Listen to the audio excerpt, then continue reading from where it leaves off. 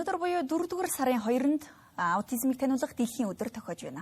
Тэгвэл улсын хэмжээнд аутизмын хүрээний эмгэгтэй хүүхдүүдийн боловсролын хамрагдалт 93% байдаг хэдий ч энгийн сургууль цэцэрлэгийн дэмжлэг хангалтгүй нь судалгаагаар тогтогдчихэ. Тэгвэл аутизмын хүрээний эмгэг нь хэл яриа, баригдан сэтгэлгээ, нийгэмшихуйн хөгжлийн хоцрогдол зэрэг бэрхшээлээр илэрдэг өгөөд эрт үед нь илрүүлж мэрэгжлийн тусламж үйлчилгээг авснаар тухайн хүүхэд биедан амьдрах бүрэн боломжтой болдог гэдгийг удирдлагын үеэр мэрэгжилтнүүд хэллээ. Нэгдсэн үндэсний байгууллагын шийдвэрээр 2007 оноос хойш жил бүрийн 4-р сарын 2-ны өдрийг аутизмыг таниулах дэлхийн өдөр хэмээн тэмдэглэж ирсэн. Энэ өдөр нь аутизмын хүрээний эмгэгийг олон нийтэд таниулах, ойлгуулах болон язгуурлан гадуурхалтыг бууруулах, тэдгээр хүмүүсийг дэмжихэд чиглэдэг. Сүүлийн жилүүдэд манай улсад тус өдрийг өргөн хүрээнд тэмдэглэж, төрийн болон төрийн бус байгууллагууд эцэг их олон нийтийн оролцоотойгоор мэдлэг ойлголтыг таниулах үйл ажиллагааг тогтмол зохион байгуулж байна. Үүнтэй холбоотойгоор өнөөдөр хэрэгцээтэй мэдээллийг түгээх зорилготой өдөрлөг зохион байгуулагдлаа. Аутизм бол ер нь бол одоо учир шалтгаан нь тогтоогдоогүй одоо хүүхдийн бол мэдрэл хөгжлийн эмгэг гэж ингэж явдаг. За аутизмтай хүүхдүүд бол одоо түвшин болгоноос хамаарад өөр шинж тэмдэгтэй, өөр одоо зан авиртай ийм байдаг. Тэгэхээр ингээд одоо яг ингээд аутизмтай хүүхэд бол яг ийм байдгаа гэсэн одоо яг бас тодорхой ийм байдгүй. Тэгэхээр бол ер нь одоо аутизмын талаарх шалтгаан тогтоогдоогүй учраас одоо ер нь аутизмын талаар бол одоо ямар нэгэн энэ бол өвчин юм аа, энэ бол одоо ийм эм угаад эдгэрдэг юм аа гэсэн юм байх. Энийг бол аутизмын хүрээний эмгэг гэж явдаг учраас энийг одоо ямар нэгэн байдлаар одоо эмчлэх ч юм уу те эмээр одоо эмчлэх гэсэн ийм зүйл бол бодогоор байхгүй байна. Улсын хэмжээнд аутизмын хүрээний эмгэгтэй хүүхдүүдийн боловсролын хамрагдалт 93% байгаа бөгөөд 76% нь төрийн өмчит сургуульд суралцдаг байна.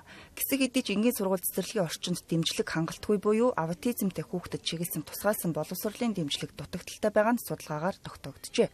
Мөн аутизмтай хүүхдийг сургах, боловсрол эзэмшихт нь эцэг эхийн оролцооны хэрэгцээтэй юм байна. Үүнээс гадна хүүхэд бүр харилцан адилгүй тул тохирсон арга барилаар төвшөнд нь тохируулах хэрэгтэй гэдгийг мэрэгжилтнүүд онцоллоо. Тэгэхээр аутизмтай хүүхэд гэдэг бол аутизмтай гэдэг үгийг аваад зүгээр хүүхэд гэдэг утгаар нь илүү ойлгоод хүүхдийн хөгжил ямар байдаг вүлээ мэдээллийг хүлээж авахдаа манай хүүхдүүд ойлгохдоо арай жоохон өөрөөр хүлээж авдаг болохоос ш аутизмтай хүүхэд юм сурахгүй байна, хөгжихгүй байна гэдэг ойлголтоос татгалзаасаа мэдээж хэлцэлч хүн гэхээр заавал нөгөө нэг хэлний хөдөлгөөн, үг тавилт гэдэг юм те энээсээ биш хүүхдийн суурь шатнаас нь илүү хүүхдийг хөгжүүлэх хүмүүж сурахыг илүү зорддог. Тэр ч утгаараа хүүхдийн яг чадварт нь тулгарсан үйлдэлийг л хийхийг зорж ажилладаг байгаа. Хүүхэд болгоно өөр ингэсэн сонирхолтой, онцлог, давуу тал байгаа. Тэгэхээр нэгт арга барилаа биш, олон арга барилыг туршиж сонирхлыг нь татах тухайн хүүхдийнхаа. Тэгэхээр давуу тал дээр нь тулгуурлаад хүүхдээ хөгжүүлэх.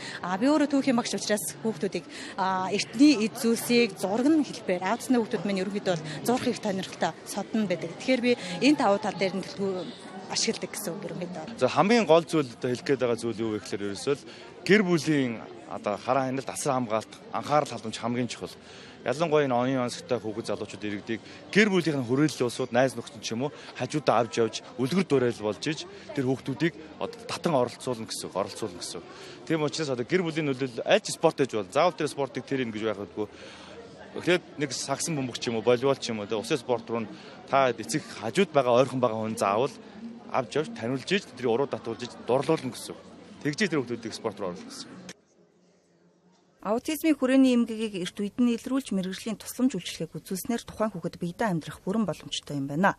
Уг эмгэг нь их тохиолдолд 6 хүртэлх наснд онцлогдож байгаа нь шинж тэмдэг илүү тод илэрдэгтэй холбоотой. Тиймээс эцэг эхчүүд хүлээн зөвшөөрч энэ төрлийн мэдлэг ойлголтоо нэмэгдүүлэх хэрэгтэй гэдгийг эцэг эхийн төлөөлөл хэлж байна. Гаднаас хараад нэг мэдэгдэхгүй. Тэр өөрөөхөн дээр аутизм гэдэг юм чинь өөрөө эмгэг нь тухайн нэг дадал тэгэд өөрөөхт нь байгаа тэр шинж тэмдэг байгаа болохоос яг л адил энгийн хөвгтөл яг л адилхан. Сургууль явахдаа жингийн хөвгтөө явах нь зүйтэй нэг нийгэмшилтэй эргэн харилцаатай байх нь маш чухал асуудал байхгүй юу. За манай зарим эцэгчүүд болохоор манайх ийм эмгэгтэйгээд энийгээ бас хүлээн зөвшөөрөхгүй, энийгээ илрүүлэхгүй бас хугацаа алдаг талтай. Энд хугацаа алдаж болохгүй. Тухайн эмгэгийг хаана хандаж мэрэгжлийн байгууллага шараад Сэмүүд гээд одоо сэтгэлийн мэрэгчлэнүүд бас чуулзаад үнэлүүлээд арга хэмжээ нэртэн авч явах юмс үр дүнтэй байдаг. Дэлхийд дахинд аутизмтай хэдий ч амжилт гаргасан тохиолдлууд түгээмэл байдаг. Тухайлбал Альберт Эйнштейн, Леонардо да Винчи, Моцарт гэд хүн төрөлхтний түүхэнд нэрээ мөхөлсөн хүмүүс олон. Иймд боловсролын орчин гэр бүл цаашлаад нийгэмд эдгээр хүмүүсийг ялгарлан гадуурхах биш, энгийнээр хүлээн авч дэмжих хэрэгтэй юм байна.